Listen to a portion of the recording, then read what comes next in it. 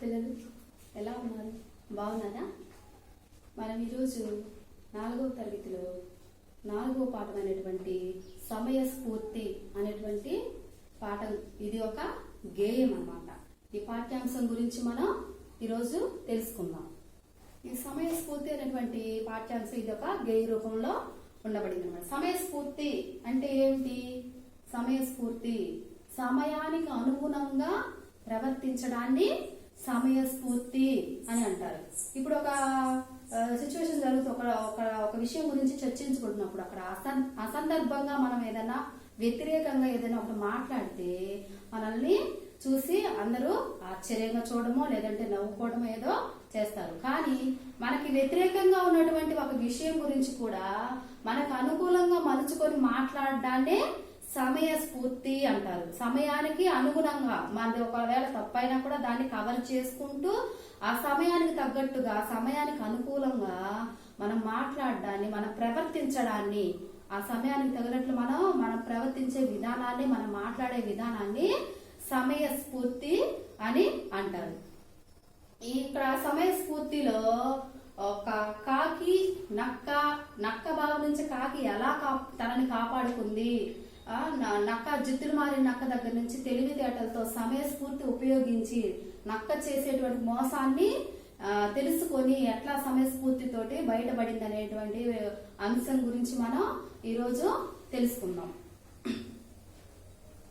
అనగనగా ఒక అడవిలోన చెట్టు మీద కాకి ఒకటి మాంసపు ముక్క నోట కరచే, జిత్తులు మారి నక్క మరొకటి అదే అడవిలోన కాకి నోట మాంసపు ముక్కను చూచే.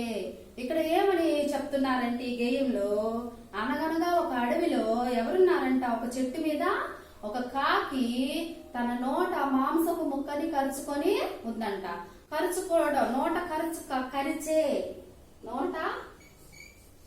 నోట కరిచే. ఇది గేయం కాబట్టి గేయ రూపంలో ఏమని చెప్తానంటే నోట కరిచే, నోట పట్టుకొనే. కరచే అంటే కరవడం కాదనమాట. కరచే అంటే కాకి కరుస్తుందా? కరవదు కదా. కరచే అంటే ఇది నోట కరిచే అనేది మనం ఏ విధంగా అర్థం చేసుకోవాలంటే నోటితో పట్టుకుంది. ఒక చెట్టు మీద కాకి ఉంది, అది నోట్లో ఒక మాంసపు ముక్కని పట్టుకొని ఉంది. గేయ రూపంలో ఏం చెప్తున్నాడు? నోట కరచే అంటే నోటితో పట్టుకుంది, నోటితో పట్టుకుంది. నోట కరచే అంటే అర్థం నోటితో పట్టుకుంది. ఎవరు? కాకి. కాకి చెట్టు మీద ఒక మాంసపు ముక్కని నోట కరచే అని ఉందన్నమాట. జిత్తులు మారి నక్క మరొకటి అదే అడవిలోన కాకి నోట మాంసపు ముక్కను చూచే. జిత్తులు మారి అని అంటాం. మనం ఎవరైనా కానీ ఎక్కువగా అతి తెలివితేటలు ఉపయోగిస్తూ ఉన్నారు అనుకోండి, మన దగ్గర ఎవరైనా కన్నింగ్ అంటే మోసం మనతో బాగానే ఉంటూ మన వెనక మోసంతో కూడినటువంటి ఆలోచన చేస్తున్నాను అనుకో, వాళ్ళని ఏమంటాం, మనం చూడంగానే ఏమంటారు, అరే వీడు జిత్తులు మారి నక్కరా అంటాం. నక్కకి ఉన్న స్వభావం ఏంటంటే జిత్తులు మారి అనేటువంటి ఒక గుణం ఉంది. జిత్తులు మారి అంటే మోసంతో కూడిన స్వభావం. మోసంతో కూడిన జిత్తులు మారి అనే మాటకి అర్థం మోసంతో కూడిన స్వభావం అని. నక్క ఎప్పుడు కూడా మోసం చేయడానికే ప్రయత్నిస్తూ ఉంటుంది. ఎవరైనా కానీ మనల్ని మోసం చేస్తున్నప్పుడు మనం ఏమంటాం వాళ్ళని, అరే వీడు జిత్తులు మరి నక్కరా, నక్కతోటి పోలుస్తాం. ఎందుకంటే నక్క స్వభావం అది, నక్క గుణం అది. కాబట్టి మనం నక్కని ఎప్పుడు జిత్తులు మారి నక్క అని అంటాం అనమాట. ఈ గేయంలో ఏముంది, అనగనగా ఒక అడవిలో ఒక చెట్టు మీద కాకి నోట్లో మాంసపు ముక్కని పెట్టుకొని ఉందన్నమాట. జిత్తులు మారిన నక్క ఒకటి ఆ అడవిలో కాకి దగ్గర మాంసపు ముక్కను కాజేయాలని చూస్తూ ఉంది. ఇక్కడ ఏమని ఉందంటే కాకి నోట మాంసపు ముక్కను చూచే. ఏముంది? చూచే.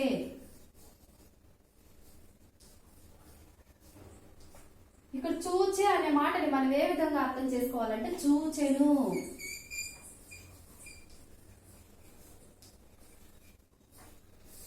చూసే, నోట కరచే, వీటిని ఏమన్నాను? చూసే అనేదాన్ని మనం ఏ విధంగా అంటే నక్క కాకిని నోట్లో మాంసం ముక్క కరిచి ఉండడాన్ని, పట్టుకొని ఉండడాన్ని నక్క చూచే అంటే చూసింది, చూసెను అని మనం అర్థం చేసుకోవాలన్నమాట.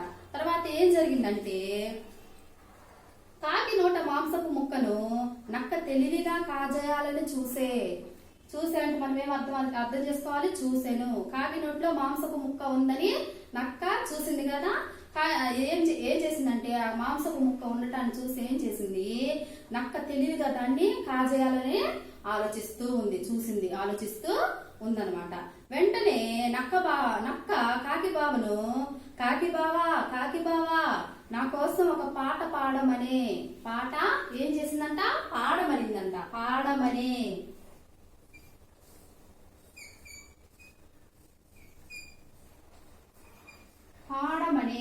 మనం పాడమనే అనేటువంటి పదాన్ని ఏ విధంగా అర్థం చేసుకోవాలి?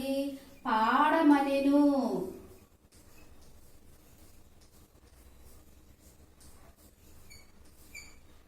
ఏమని అర్థం చేసుకో? చూసే అనేదాన్ని చూసాను. పాడమనే అంటే పాడమనేను అని మనం అర్థం చేసుకోవాలి. ఏం చేసింది? అనగనగా ఒక అడవిలో ఒక కాకి ఉంది. ఒక చెట్టు మీద కాకి నోట్లో మాంసపు ముక్క ఉందన్నమాట. జిత్తులు మారి నాకేం చేసింది?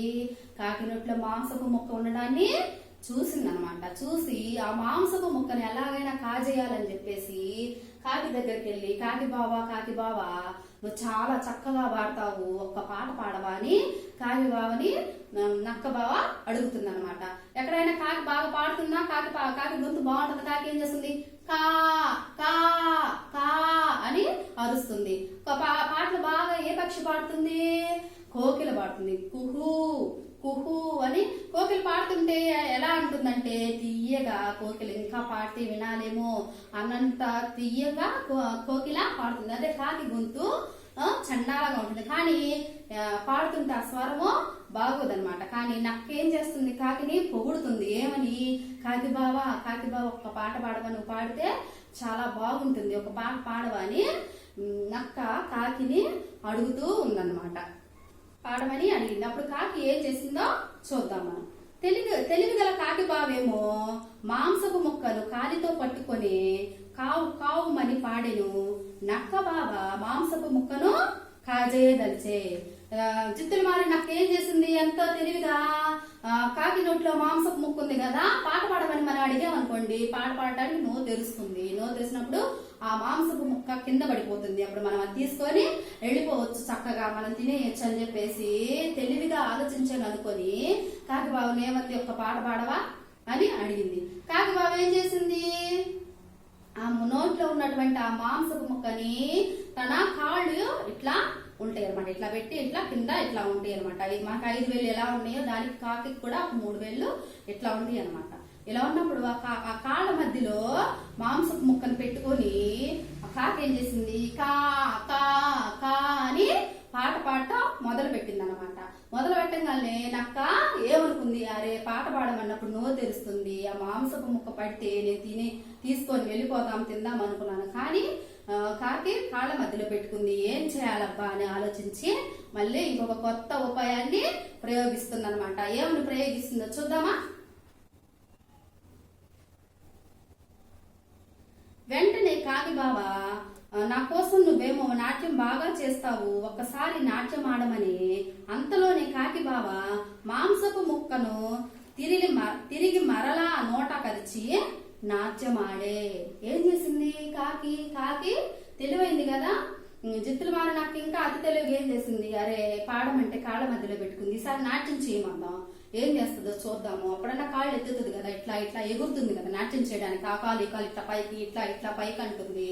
అప్పుడు ఆ మాంసపు మొక్క జారి కింద పడుతుంది, మనం దాన్ని తీసుకోవచ్చు అని చెప్పేసి ఆలోచించింది. అప్పుడు కాకి ఇంకా తెలివిగా ఏం చేసింది? పాడమన్నప్పుడు మాంసపు మొక్కలు తీసుకొని కాళ్ళ వేళ్ల మధ్యలో పెట్టుకొని ఉండింది.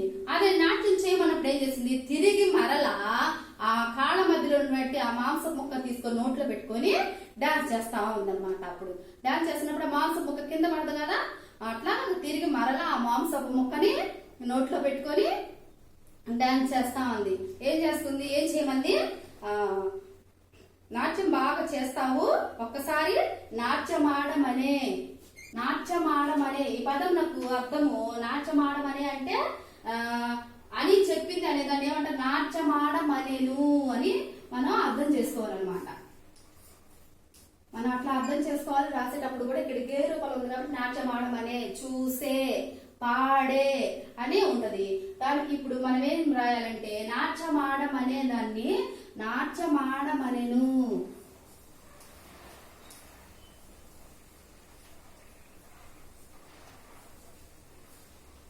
ఈ పదాలు బాగా జాగ్రత్తగా చూడండి, మీకే అర్థమవుతాయి. ఇక్కడ ఏముంది, నాట్యమాడమనే అంటే నాట్యమాడమనెను. పట్టే,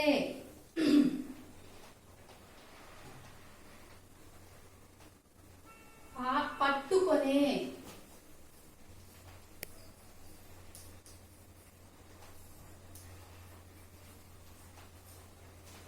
పట్టుకొనేను. ఇక్కడ బాగా చూడండి, ఈ గేమ్లో ఉన్న పదాలు చూసే, చూసెను అని మనం అర్థం చేసుకోవాలి. నాట్యమాడమనే, నాట్యమాడమనెను.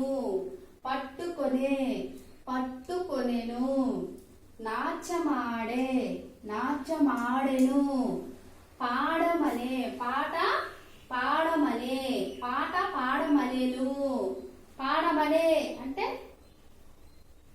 పాడమనే అంటే గేయ రూపంలో మనం పాడమనే అనే వాక్యాన్ని పాడమనెను. నక్క బావ పాడమనింది అనేటువంటి అర్థాన్ని మనం చూడవచ్చు. ఈ వాక్యాలన్నింటినీ జాగ్రత్తగా అర్థం చేసుకోండి అన్నమాట. పిల్లలు, ఇప్పటి వరకు మనం సమయస్ఫూర్తి అనేటువంటి పాఠ్యాంశం గురించి కొంత బాగా తెలుసుకున్నాం కదా. ఏం తెలుసుకున్నాం? అనగనగా ఒక అడవిలో ఒక కాకి ఉండిందనమాట.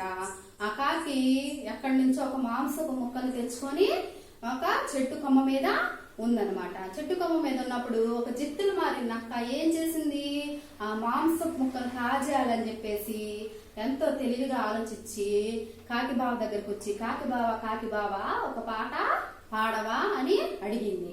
పాడమన్నప్పుడు కాకి తెలివిగా ఏం చేసింది, ఆ నోట్లో ఉన్నటువంటి ఆ మాంసపు ముక్కను తీసి కాళ్ళ మధ్యలో పెట్టుకొని కా కా అని పాట పాడడం మొదలు పెట్టింది అనమాట. అప్పుడు జిత్తుల వారి నక్క ఏం చేసింది, అరే పాడమన్నందుకు కాకి బావ మాంసపు ముక్కని కాళ్ళ మధ్యలో పెట్టుకుంది. అదే నాట్యం చేయమంటే ఏం చేస్తుంది, ఎగిరినప్పుడు మాంసపు ముక్క కింద పడుతుంది కదా, తీసుకుందాం అనేటువంటి అత్యాశతో ఏం చేసింది, నాట్యం చేయమంది అనమాట. నాట్యం చేయమన్నప్పుడు తెలివిగా కాకి బావ ఏం చేసింది, ఆ కాలి మధ్యలో ఉన్నటువంటి మాంసపు ముక్కను తీసి మళ్ళీ నోట కరిచి ఏం చేసింది, నాట్యం చేసింది. మనం కూడా ఉదాహరణకి ఏదైనా కానీ ఒక వస్తువు ఎవరి దగ్గర నుంచి మన తల్లిదండ్రులు ఏం చెప్తారు, మనకి ఎవరైనా ఏమైనా పెడితే తీసుకోవద్దు, ఏదైనా ఒక వస్తువు తినకూడని వస్తువు ఉన్నప్పుడు దాన్ని తినవద్దు అని చెప్పినప్పుడు మనం ఏం చేస్తాం, దానికి వ్యతిరేకంగా తినాలని, ఆ వస్తువును చూసినప్పుడు తినాలని ఆశ కలుగుతుంది. కానీ తింటే మళ్ళీ అమ్మ కొడుతుందేమోనని చెప్పేసి భయం కూడా వేసింది అదే సమయంలో. అప్పుడు ఏం చేస్తాము, అమ్మ మన దగ్గరికి వచ్చి అడిగినప్పుడు ఇట్లాగే వెనకాల ఇట్లాగే దాచిపెట్టుకుంటాం అనమాట. మనం ఏదైనా ఏం దాచిపెడుతున్నావు చూయించన్నప్పుడు మనం ఏం చేస్తాము, ఒక చేయి చూపించి అరే ఏం లేదు మమ్మీ, ఏం లేదు ఈ చేతులు అని అంటది. లేదు ఆ చేయి చూయించు, మళ్ళీ ఇంకో చేయి వెనక పెట్టుకున్నా ఏం చేస్తున్నావు అని అడిగినప్పుడు ఏం చేస్తాం, మళ్ళీ ఈ చేతిలో ఉన్నదాన్ని ఈ చేతిలో పెట్టుకొని ఏం లేదు మమ్మీ అని చెప్పేసి మనం ఇట్లా చూపిస్తాం. అట్లాగే కాకి కూడా ఏం చేసింది, ఫస్ట్ పాడమన్నప్పుడు ఆ మాంసపు ముక్కని నోట్లో ఉన్నదాన్ని కాళ్ళ మధ్యలో పెట్టుకుంది. అది నాట్యం చేయమన్నప్పుడు తిరిగి మరలా కాళ్ళ మధ్యలో ఉన్నటువంటి మాంసపు ముక్కని నోటితో పెట్టుకుంది అనమాట. ఇంతవరకు మనం సమయస్ఫూర్తి పాఠ్యాంశం నుంచి కొంతవరకు తెలుసుకున్నాం కదా. మిగిలిన భాగాన్ని తర్వాతి క్లాసులో తెలుసుకుందాం.